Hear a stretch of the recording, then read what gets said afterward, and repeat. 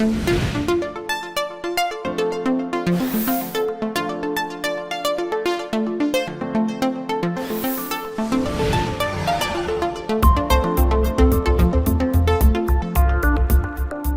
ধরনের রোগীদেরই আসলে রোজা রাখার যেমন বিধান আছে, কিছু ভিন্নতাও আছে, কিন্তু সার্জারি রোগীদের জন্য গল্পটি একটু আলাদা, যেহেতু অপারেশন বা রক্তপাতের বিষয় আছে। অনেকে রমজানেই সার্জারি করছেন বা পরে করবেন বা আগে থেকে প্রস্তুতির বিষয় থাকে। এই আনুষঙ্গিক বিষয়ে আমরা আলোচনা করব।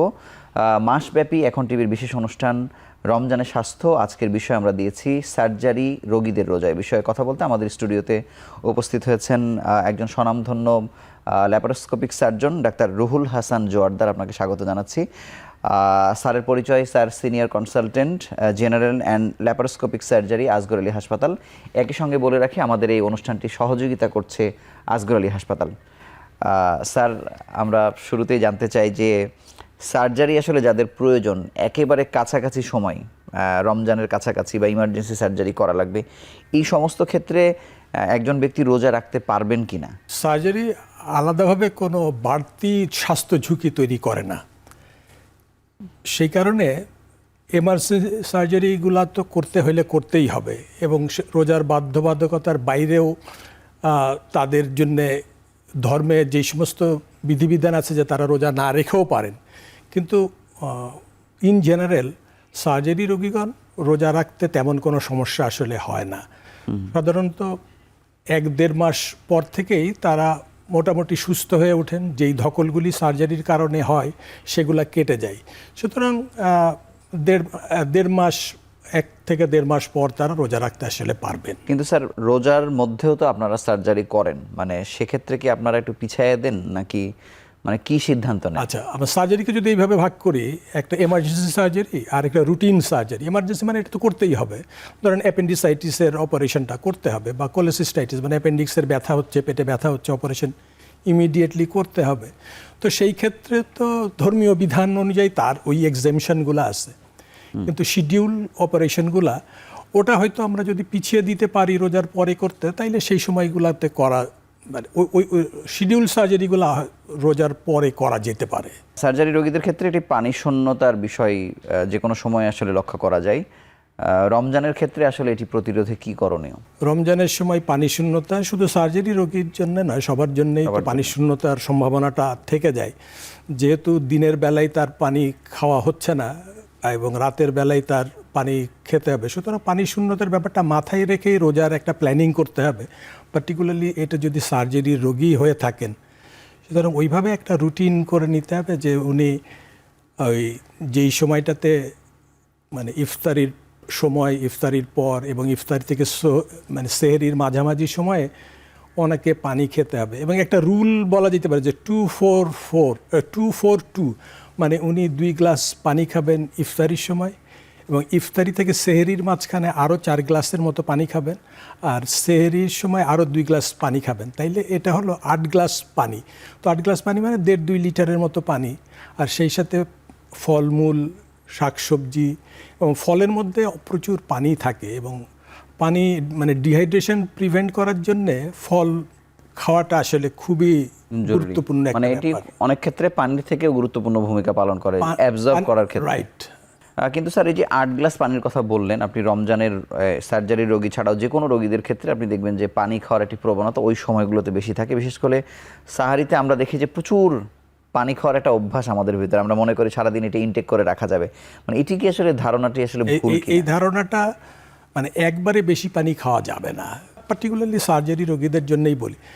যেমন ইফতারির শুরুতে উনি 2টা খেজুর আর 1 গ্লাস পানি খেলেন, তারপরে 15 মিনিট একটা গ্যাপ দিলেন, তারপরে মাগরিবের নামাজ পড়ার পরে আবার তিনি আরও 1 গ্লাস পানি এবং অন্যান্য খাবার, হালকা খাবার এগুলি খেলেন, এবং তারপরে ইফতারি থেকে সেহরি এর মাঝখানে যেই সময়টা তারাবির সময়, এই মাঝখানের পিরিয়ডটাতে উনি 4 গ্লাস পানি খাবেন ভেঙে ভেঙে। একবারে উনি 2 গ্লাস 3 গ্লাস পানি আসলে খাবেন না। এবং এইভাবে সেহরির সময় এসে আবার ওই শুরুতে 1 গ্লাস পানি খেলেন, শেষের দিকে আবার 1 গ্লাস পানি খেলেন, আর মাঝামাঝি সময়ে বাকি, মানে অন্তত গড়ে যেন 8 গ্লাস গড়ে করা যায় আর কি। কিন্তু স্যার, সার্জারি পরবর্তী ব্যথানাশক ওষুধ বা অ্যান্টিবায়োটিক সেটা তো খুবই অনিবার্যভাবে আপনাদের দিতে হয়, সেটির অ্যাডজাস্টমেন্ট আসলে কিভাবে হয়? এইটা সামঞ্জস্য করা কিন্তু খুব ডিফিকাল্ট কিছু না। আচ্ছা, কেননা অ্যান্টিবায়োটিক ওই এখন দিনে একবার খেলেও চলতে পারে অথবা দিনে 2বার খেলে চলতে পারে, সুতরাং এগুলি অ্যাডজাস্ট করা খুব ডিফিকাল্ট কিছু না, মানে দিনেরটা রাতে চলে যাবে এই। স্যার আপনাকে অসংখ্য ধন্যবাদ। আমরা ছোট্ট একটু বিরতি নিয়ে আবার আলোচনায় ফিরছি।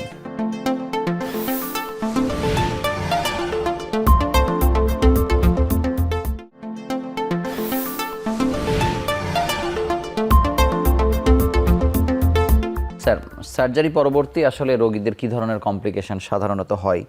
যেমন আমরা সাধারণত উচ্চ রক্তচাপ বা ডায়াবেটিসের প্রবণতা এক ধরনের থাকে, বা অন্য আর কি কি হতে পারে, বা সেক্ষেত্রে আপনাদের করণীয় কি বা আপনারা কী করেন?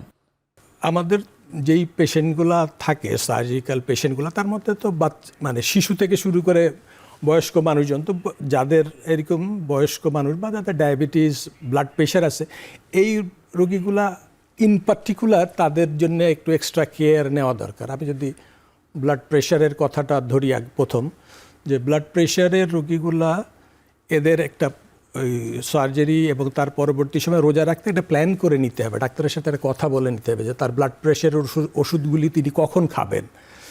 এবং ব্লাড প্রেশার আর ডিহাইড্রেশন, যে প্রথম আমরা বলছিলাম যে পানি শূন্যতা, তো ব্লাড প্রেশারের রোগীদের পানি শূন্যতা হলে তাদের হার্টের বিটগুলা অ্যারিথমিয়া এগুলা হওয়ার একটা সম্ভাবনা থাকে, সুতরাং ওই ডিহাইড্রেশনটাকে একটু মাথার ভিতরে রাখতে হবে। কিন্তু ইন জেনারেল আবারও বলি যে সার্জারি ইন পার্টিকুলার তেমন কোনো স্বাস্থ্য ঝুঁকি আসলে তৈরি করে না, কিন্তু ব্লাড প্রেশারের রোগীদের সবসময়ই খেয়াল রাখতে হবে ডিহাইড্রেশনের বিষয়টা, আর এইটার জন্য একটা প্ল্যান আসলে করে নেওয়া দরকার। কিন্তু ফাস্টিং, রোজার যেই উপবাস, এটা ব্লাড প্রেশার রোগীদের জন্য আসলে ভালো, কেননা এটা ব্লাড প্রেশার কমাতে সাহায্য করে, হার্ট রেটের কন্ট্রোলটা বেটার থাকে, অ্যাথেরোস্ক্লেরোসিস মানে রক্তের মধ্যে যেই কোলেস্টেরল বা আদার এই সমস্ত জিনিস জমে, এইগুলা জিনিস কিন্তু নিয়ন্ত্রণ করে। সার্জারি রোগীদের যেমন ভারী কাজের ব্যাপারে অনেক সময় আপনারা নিরুৎসাহিত করেন, তো রোজার মাসে তাদের দৈনন্দিন কাজ বা বিশ্রাম এটিরও কোনো ভাগ আছে কিনা, বা কখন কিভাবে করবে বা ভারসাম্য প্রতিষ্ঠা করবে কিভাবে?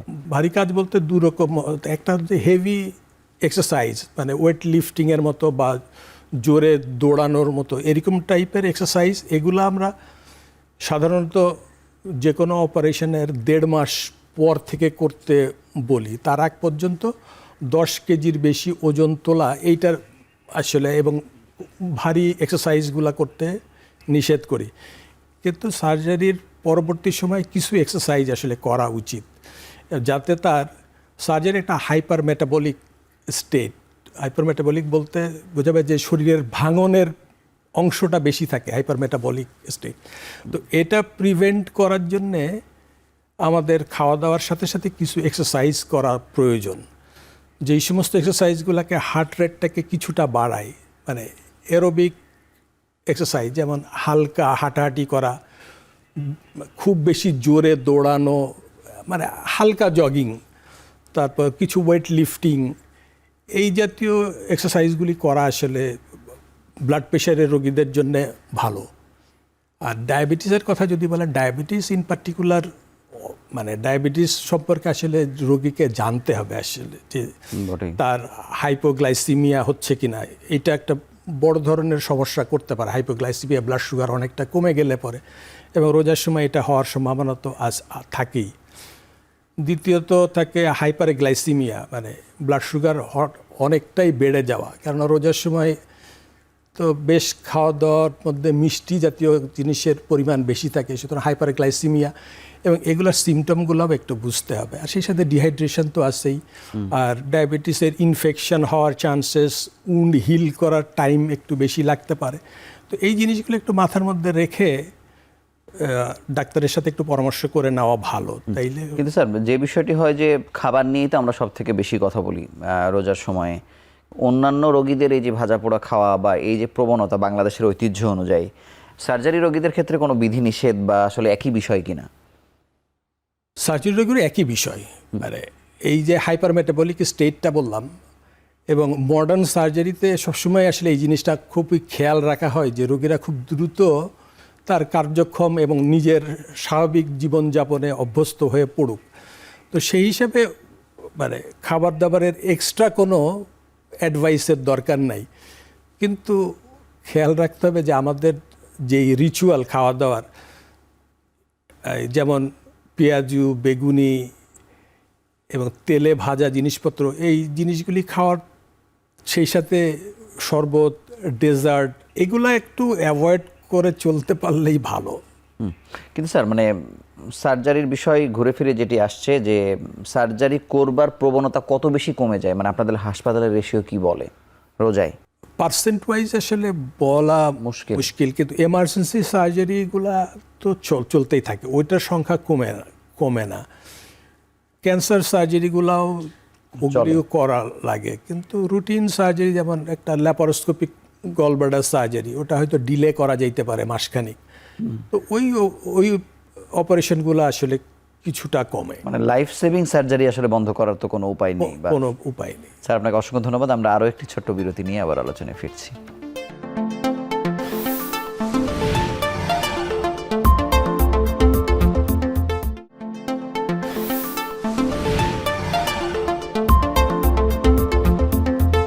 ডাক্তার রুহুল হাসান, আপনার কাছে জানবো যে সার্জারি বিভাগ মানে একটি হাসপাতালের একটি বলা যায় একটি স্ট্রেংথ বোঝা যায় আর কি সেক্ষেত্রে, কারণ সাধারণ ট্রিটমেন্ট তো অনেকেই দিতে পারে। আমরা এমন অনেক সরকারি হাসপাতালেও দেখি, জেলা সদর হাসপাতালে, যে একটি টিমের একজন মেম্বার হয়তো অনুপস্থিত থাকার কারণে সার্জারিটি আসলে কন্টিনিউ করা যায় না।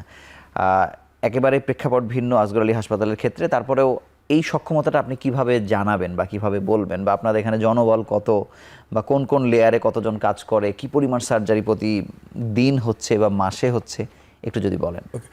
তো সার্জারি একটা টিম ওয়ার্ক, এর ভিতরে যেরকম নার্সিং স্টাফ থাকে, প্যারামেডিক্স থাকে প্রশিক্ষিত, সার্জন এবং তার টিম, এই পুরো টিমটাই কাজ করে একটা রোগীকে কেন্দ্র করে, সার্জিক্যাল রোগীকে কেন্দ্র করে, এবং তারাই রোগীর দায়িত্বটা সামগ্রিকভাবে নিয়ে নেন। সুতরাং এই হাসপাতালগুলো, আমি যদি একটা স্ট্যান্ডার্ড হসপিটাল বলি, আমি আসগর আলী স্পেসিফিক্যালি বলছি না, মানে স্ট্যান্ডার্ড একটা হসপিটালে থাকতে হলে এই টিমগুলি পরিপূর্ণভাবে বুঝতে হবে যে একটা রুগী তার কী কী প্রয়োজন, এবং তার সার্জারি করার আগেই চিন্তা করে নিতে হবে যে তাকে আমরা কিভাবে অ্যাপ্রোচ করব, তার জন্য কি কি জিনিস প্রয়োজন হতে পারে। যেমন তার রক্ত দরকার হতে পারে, তার পোস্ট অপারেটিভ কেয়ার একটু লম্বা সময় লাগতে পারে, তার ব্যথা কমানোর জন্যে শুধুমাত্র ইনজেক্টেবল বা মুখে খাওয়ার ওষুধপত্র দিয়েই হয়তো তার ব্যথাটা নাও কমানো যেতে পারে। তো সেই ক্ষেত্রে ইপিডুরাল অ্যানেস্থেশিয়া অথবা ইনহেলেশন অ্যানালজেসিয়া, মানে ব্যথা কমানোর অন্য পদ্ধতিগুলো অবলম্বন করতে হইতে পারে।